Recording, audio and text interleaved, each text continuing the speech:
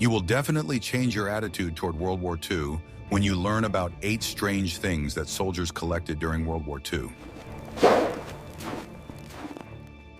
War is not just the roar of guns and reports from the front lines. It is also the quiet, everyday life of millions of people torn from their familiar world and thrown into the mud of the trenches. In these inhuman conditions, remarkable ingenuity was born, turning everyday objects into tools for survival.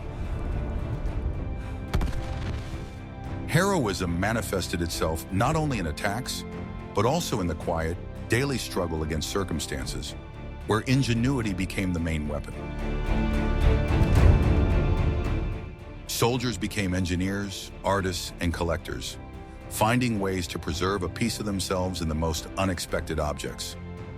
These items, collected or created with their own hands, were not just trinkets. They were anchors that kept their sanity in a world gone mad. Watch the video to the end to find out how a signed banknote could save a pilot's life and why soldiers hunted for enemy propaganda leaflets. Pilot, target acquired, ETA 2 minutes.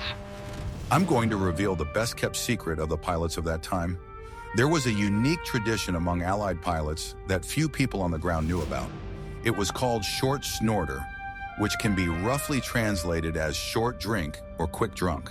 It was not just a whim, but a real ritual that cemented the air brotherhood.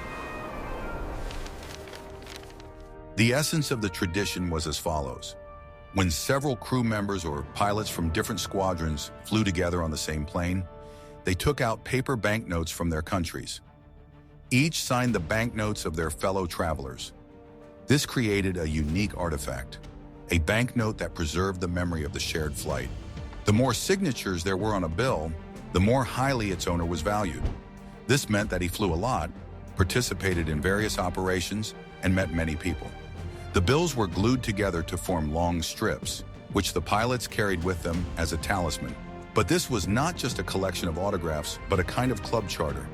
If one owner of a short snorter met another in a bar, he could demand to see the banknote. If the other did not have it with him, he had to treat everyone to a drink. This tradition united pilots of different nationalities: Americans, British, Australians, Canadians. The signatures of generals, celebrities, or even President Roosevelt, who happened to be on board, turned an ordinary banknote into a priceless relic. It was a symbol of belonging to an elite club of those who fought in the skies. Such a bill was not just a souvenir, but visible proof of experience and luck. It was a reminder of missions accomplished, dangers overcome, and most importantly, the comrades with whom you shared the sky. In a world where every flight could be your last, this piece of paper with signatures took on enormous significance. We would be very interested to hear your opinion. What similar traditions do you think may have existed in other branches of the military that we are unaware of? Please share your thoughts in the comments. Are you ready to learn the truth about what soldiers really did during moments of calm? When the guns fell silent, it was time for another kind of creative activity known as trench art. Soldiers transformed the deadly debris of war into objects of surprising beauty and elegance, imbuing them with homesickness and hope for peace.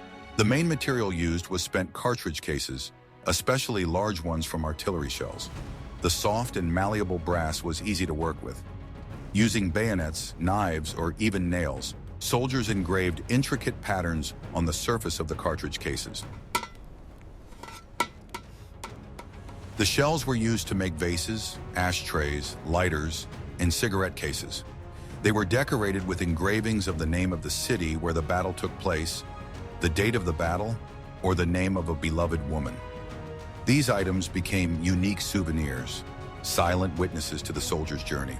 The creation of models of military equipment from shrapnel and bullets was considered a special art.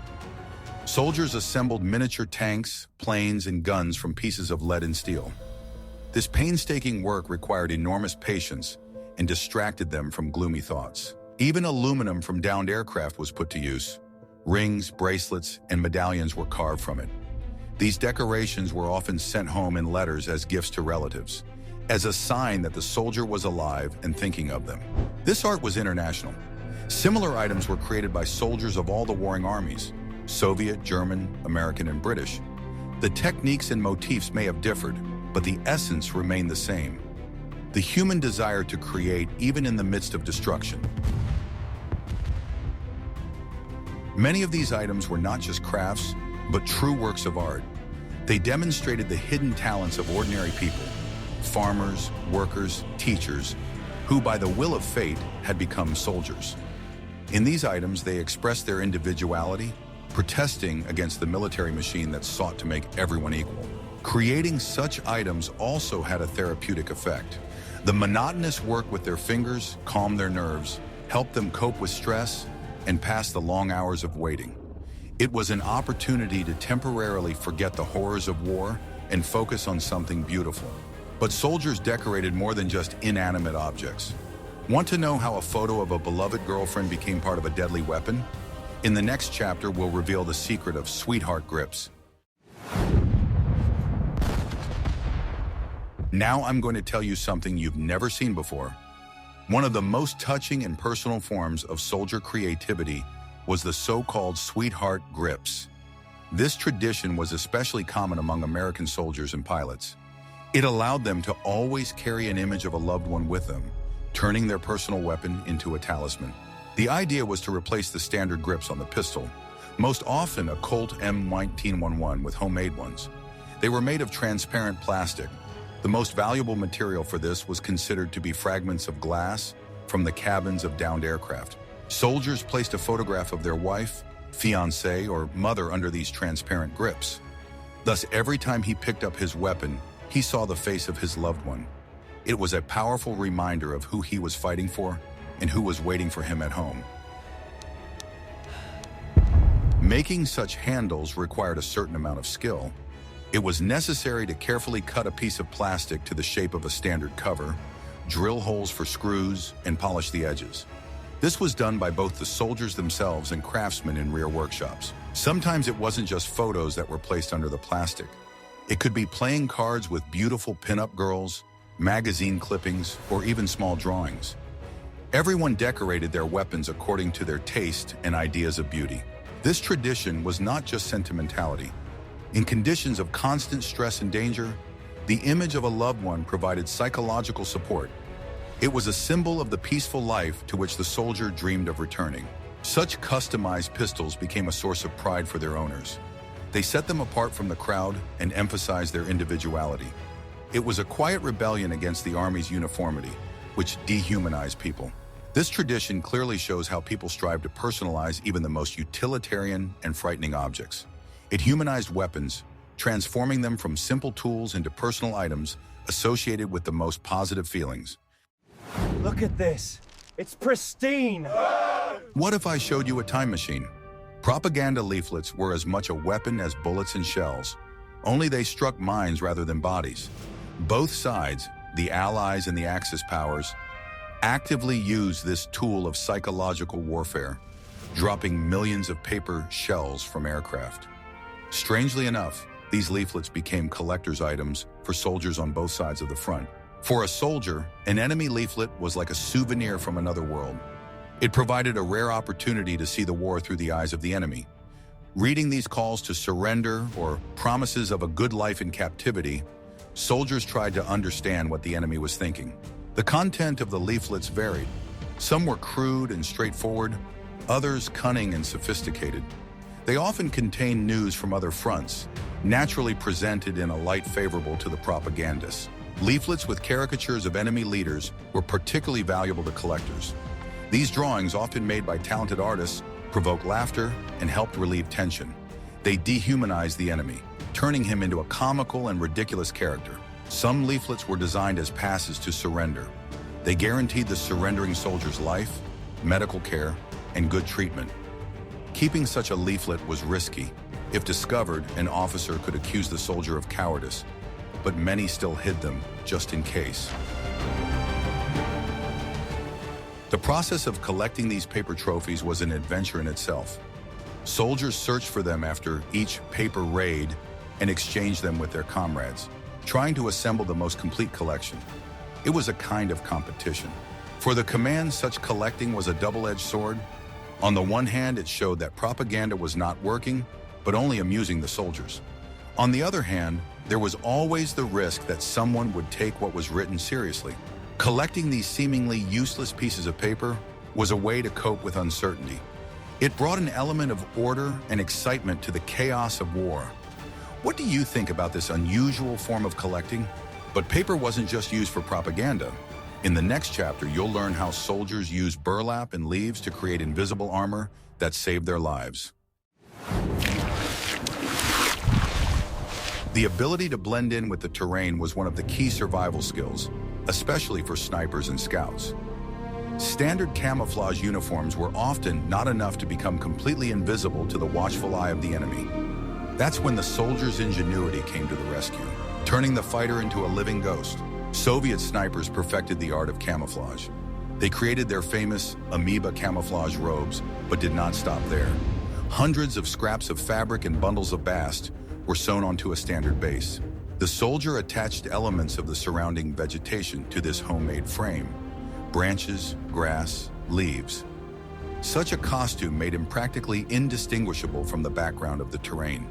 The main rule was to constantly renew the vegetation cover so that it did not wither and give away the sniper's position. The work of creating such a suit was painstaking and required knowledge of botany. It was necessary to choose exactly those plants that grew in the area. A mistake could cost a life.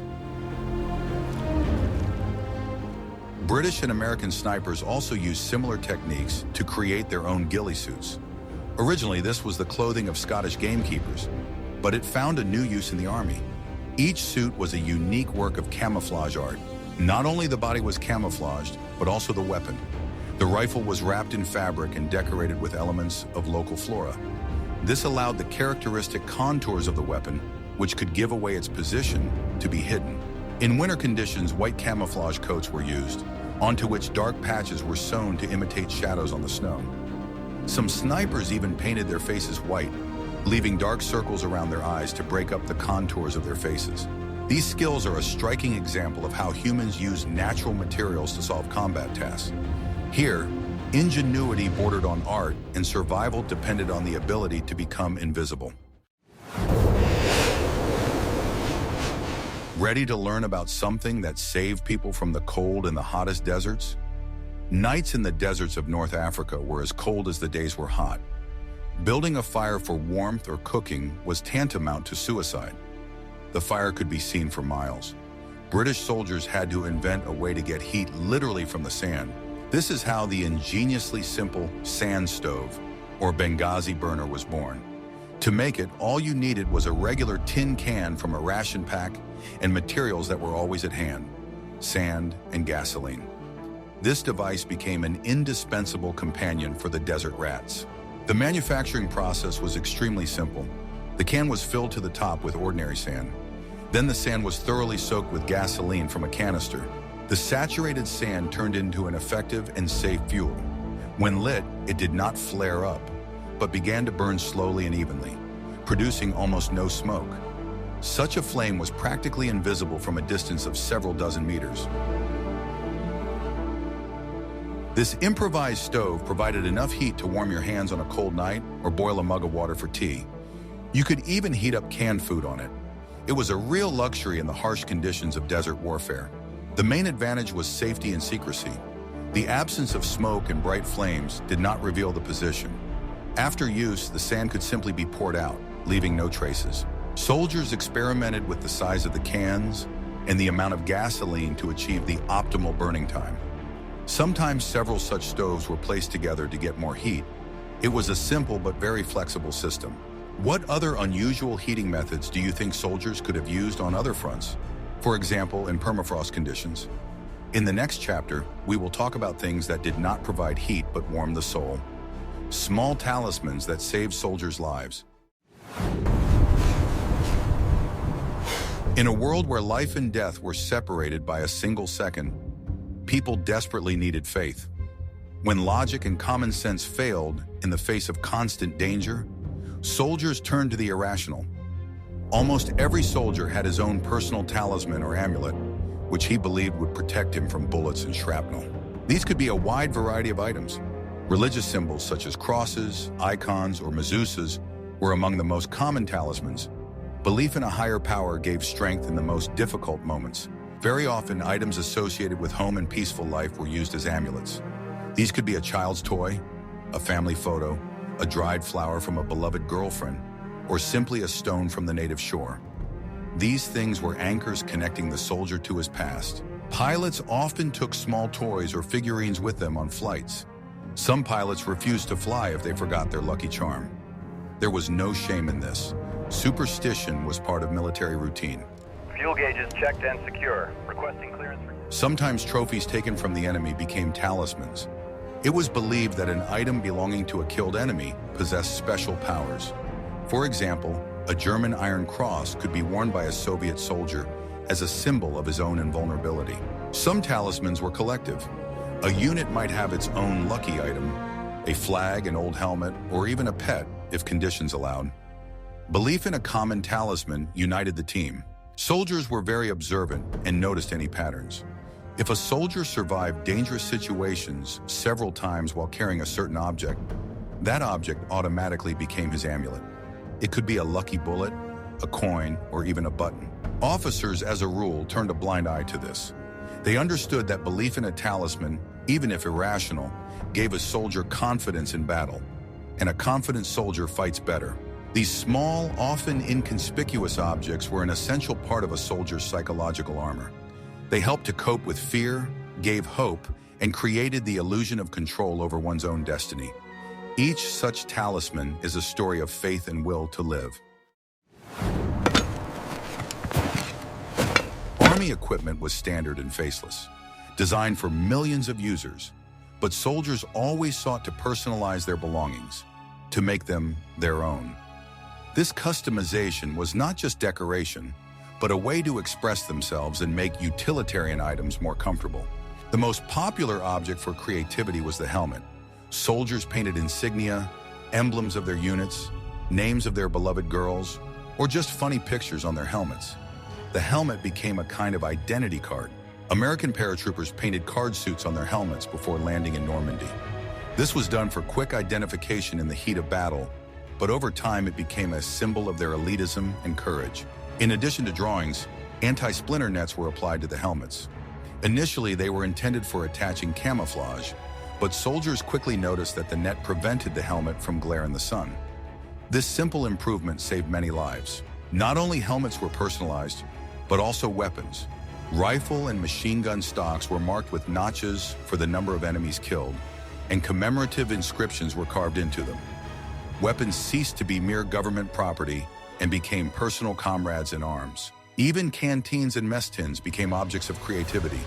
Maps of the area and calendars were scratched onto them, so as not to lose track of the days, or scenes from peaceful life were simply drawn. These simple drawings were small windows into another, normal world. Such modified items of equipment were a source of pride. They distinguished veterans and demonstrated their experience. A soldier's entire combat history could be read from a single helmet. In the army slang of different countries, there has always been a word to describe the art of obtaining necessary items by means that are not entirely legal, but not criminal either. The Americans called it scrounging, while Soviet soldiers called it organizing. It was a whole science of survival based on wit, audacity, and the ability to negotiate. Anything could become the object of organizing. An extra can of stew, warm socks, captured parachute silk, or boards to reinforce a dugout. A soldier who mastered this art was an invaluable asset to his unit. This was not stealing from one's own people. The main rule was not to steal from comrades. Organizing usually took place in large army warehouses, rear services, or from the enemy. A skilled scavenger was simultaneously a diplomat, psychologist, and actor. He could soften up a stern ensign at the warehouse, exchanging a valuable item for a trophy lighter, or discreetly borrow something that was lying around. This skill was vital, as the supply system did not always work perfectly. Often it was thanks to such craftsmen that the frontline units received what they needed to survive. additional food, fuel, or building materials. The process of organization was a kind of sport, a competition in cunning. A successful operation raised a soldier's prestige in the eyes of his comrades. Legends were composed about his exploits. Trophies captured in battle were in a category of their own. Trophy watches, weapons, binoculars. All of these were highly valued and served as items of exchange. A German parabellum pistol could be exchanged for several loaves of bread or packs of tobacco. This culture was a response to the imperfections of the huge military machine. Soldiers created their own informal supply system, which operated in parallel with the official one. It was more flexible and better suited to the immediate needs of trench life. The ability to organize was as important a combat skill as the ability to shoot or dig a trench. It made life better, boosted morale, and ultimately increased the chances of survival. It was a quiet war for comfort and resources. So I told the bear, I said, look, if you're gonna eat my rations... All these strange collections, homemade items, and rituals were not just soldiers' quirks. They were elements of a powerful psychological defense that each fighter built around himself in order not to go crazy. War destroyed not only bodies, but also souls, and this invisible armor was sometimes more important than a steel helmet. Collecting, whether it was leaflets or shell casings, brought an element of order and purpose to the chaos of war. It allowed soldiers to focus on searching and systematizing, distracting them from the constant threat. It was a small hobby that reminded them of peaceful life. Crafts, such as making trench crafts or customizing equipment, had a huge therapeutic effect. Monotonous, painstaking work with their hands calmed the nervous system. It allowed soldiers to feel like creators rather than destroyers. These items humanized the soldier, preventing him from becoming a faceless cog in the war machine. A sweetheart grip on a pistol or an embroidered handkerchief reminded him that he was not just a number, but a person with a past and perhaps a future. He was someone's son, husband, or father.